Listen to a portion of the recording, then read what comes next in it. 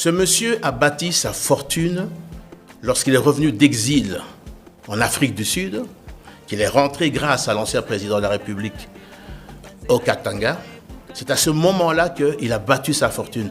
Et je ne pense pas que c'est avec son salaire de gouverneur qu'il a pu avoir la fortune qu'il a aujourd'hui.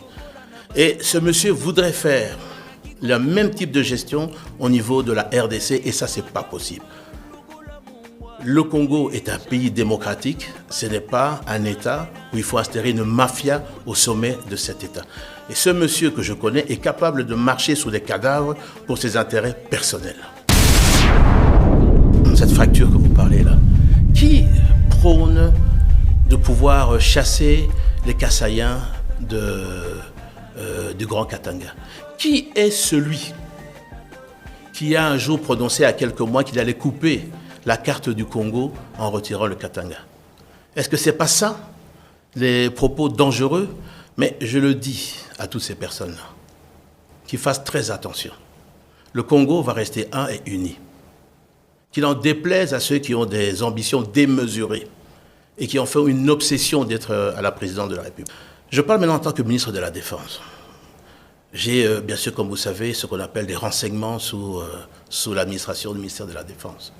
Je vais vous dire ceci, et je préviens la population de ce qui est en train, monsieur, de préparer. Monsieur le sait très très bien. Il le sait. Au moins ça, on peut lui donner, c'est qu'il est lucide. Il sait qu'il ne peut pas gagner les élections. Il ne peut pas gagner les élections parce qu'il ne peut pas tromper un peuple tout le temps et à tout moment. Et le peuple a très bien compris que ce monsieur est l'agent du Rwanda. Pourquoi?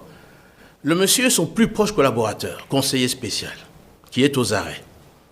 Nous avons découvert, lors de son arrestation, tous les contacts qu'il avait quotidiennement avec le M23. Est-ce que ce monsieur-là que nous parlons, veut-il dire qu'il n'était pas au courant de ça? Ce monsieur, je vais vous dire, il y a 3 mois exactement, à travers les renseignements, il a contacté une organisation russe pour pouvoir et donner beaucoup d'argent, parce qu'il est financé par des multinationales internationales que nous connaissons, je ne donnerai pas les noms ici, je connais les noms de ces personnes qui le financent, et il a demandé à cette organisation russe de pouvoir entrer dans le système de la CENI. Dans le système de la CENI? Dans le système de la CENI, oui. Et nous avons la preuve de ça parce qu'il y a eu plusieurs tentatives d'attaque sur le site. Il sait qu'il ne peut pas gagner les élections. Mais il va fabriquer des résultats à travers cette organisation. À la minute qu'il va faire ça, je vous appellerai et je vous dirai une fois de plus comment et pourquoi cette organisation a accepté de publier des faux résultats, parce que maintenant je leur ai dit qu'il va sortir des listings de faux résultats.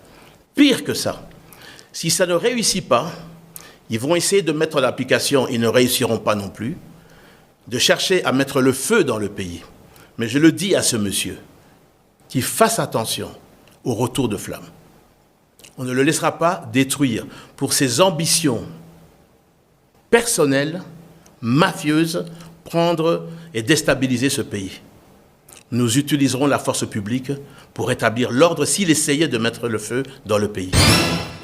Et à ce stade, vous dites que vous avez des éléments, sont toujours sans suite et conséquences? Eh bien, écoutez, n'eût été la qualité de démocrate du président de la République. Il y a certaines personnes qui devraient déjà répondre de ces faits. Il avait été interdit par l'ancien président de pouvoir entrer dans le pays. Il a pu bénéficier aussi de la magnanimité du président, lui donnant un passeport, jusqu'au moment où il a poignardé, comme il a poignardé d'ailleurs de son ancien président aussi. Donc j'ai une anecdote à vous dire à ce sujet. Ah oui? Ah oui. Je pense que nous sommes en décembre 2021. Je pense qu'au moment, il vient à Kinshasa parce qu'il ne sait pas s'il va rester ou il va partir. Il vient me voir à la maison. Je lui dis, mais j'ai des renseignements disant que tu es en train de chercher à retrouver l'ancien président, à vous réconcilier, tout ça. Je lui dis, mais tu sais quand même ce qu'il a dit de toi. Il a dit que tu étais un traître, que tu étais un Judas. Par rapport à lui, il essayait apparemment, selon toi, d'essayer de te tuer et t'empêcher de rentrer dans le pays. Droit dans les yeux, hein.